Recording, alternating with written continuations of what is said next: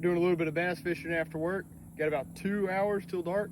A lot of rain coming in around us, so we're gonna try to beat the rain. This is new body of water. I've not fished it. So the goal is I'm shooting for 5 bass. I'd like to get 10, but new body of water, not fished it. 5 should be reasonable. I should be able to break it down in 2 hours. That's the goal though. Let's break down this lake. I'm in the pads right now. A lot of grass, not far at all underneath the water.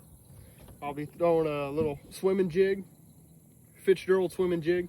I've got, of course, top water always tied on this time of year. I got a whopper plopper tied on. A lot of grass about a foot or 2 under the water, so I figured a whopper plopper would be good. These pads are real pocketed everywhere, so if I can just keep cruising it around the pads and everything. I got a punching rig set up with a worm a little bit longer than what I like to throw. It's the Trench Hog from Googan. And then I got a speed worm set up on my other pole. So we got the basics covered, and let's see if we can't pick a couple up.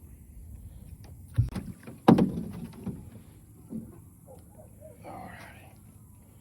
First fish. Had to set the jig down. I cast it about 4 times. Just wasn't feeling it. Little guy, not very big, but caught him, pulled him right off of a point of grass, right out there, just offside the lily pads. Caught him on one of the worms that I make custom, smoke on the water color. And that might be the move. Let's see if we didn't just figure something out.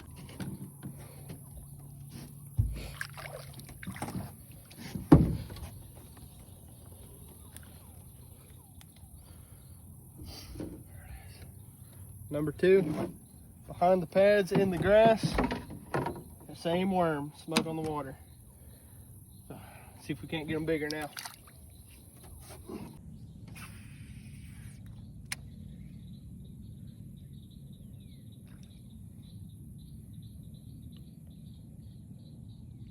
See the gator, gator, gator, gator, gator. So many gators. That one's a big boy. That one I'd be scared of. Let me show you something I've been fishing with. That's these little speed clips. I try to get the real tiny ones, and I love them. It's 1, I can carry less poles, and 2, if I want to swap from jig to a topwater frog, that's all I got to do right there. And I've caught multiple decent fish with these. I've caught a bunch, and I've fished this frog in the thickest cover I can throw it. And I've not had one break, bend. I've actually had it. There's this little lip, and it don't catch on anything, but there's that real little lip. I don't know if you can see it. I've had that hook into the fish, like fish just swipe, miss the frog completely, and get that hooked in their lip, and I've pulled them in. And I really like them for this scenario where I'm learning a body of water. I don't know what all I want to throw 100%. So I change a lot, especially between harder baits. I always keep one tied onto this pole, because this pole I'll throw everything from big swim baits to topwater frogs to jigs. It don't matter. I'll chatterbaits. I actually really like a chatterbait with this pole. And so it makes it nice to be able to just unclip and swap right there on the move. Not have to worry about, where's my frog? Not have to worry about anything.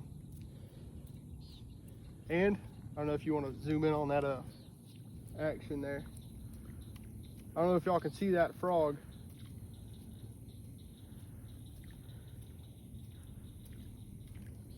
But it helps the action of walking the dog with a popping frog, and with anything that I throw. It just allows a little more swivel, allows it to walk. So. She got one on me. I think that'd be the bigger one of the day. Look how thick these fish are. They're small, but they're healthy. They're coming right out of this grass. I'm sure y'all can see it, all that hydrilla and just matted grass. And same worm I'm throwing. It hit a couple times on her. Lost the tail. She threw it back in there and played with a little. Came right out of that little grass pocket right. Oh, let me get my. Yeah, right there. Came out of there and smoked it. So even with the tails going, don't quit throwing them. Them speed worms put into work.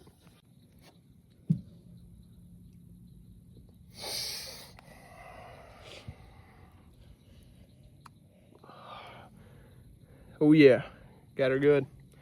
Got her good.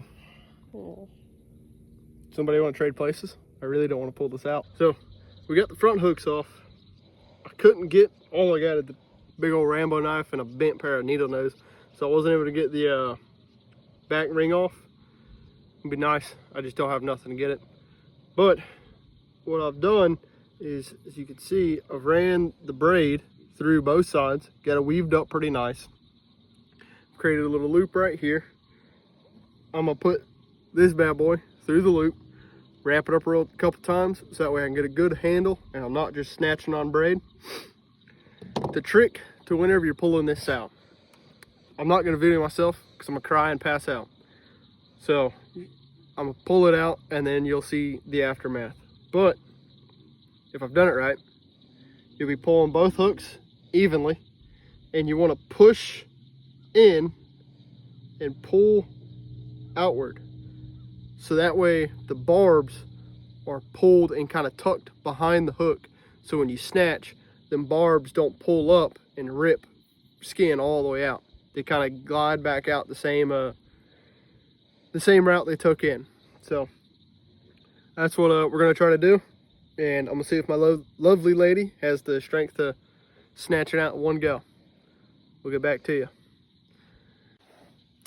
Well, we can consider it half successful. My worst fears have happened. That barb, last barb, ooh, that hurt. We were able to get one of them out, and that last barb, we broke the hook.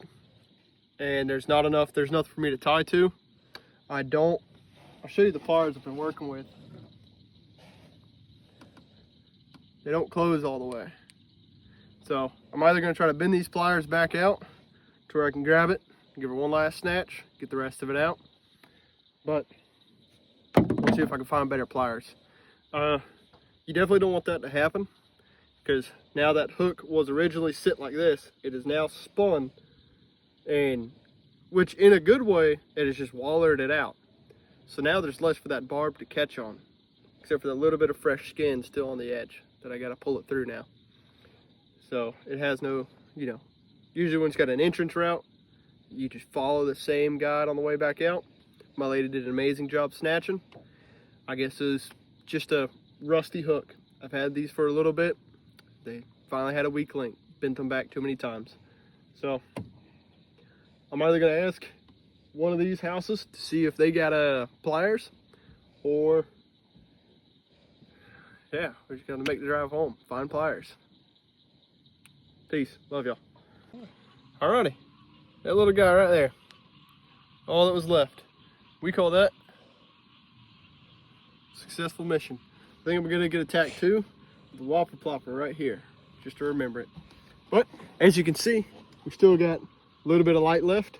There's a front moving in, a little bit of rain still coming. So I hear some frogs. I hear a lot of frogs chirping. The lady has got a scum frog tied on. I got an eat me frog, popping frog. So we're gonna finish this with a challenge. What catches more fish? Popping frog or a walking frog? We'll see how this goes. Peace.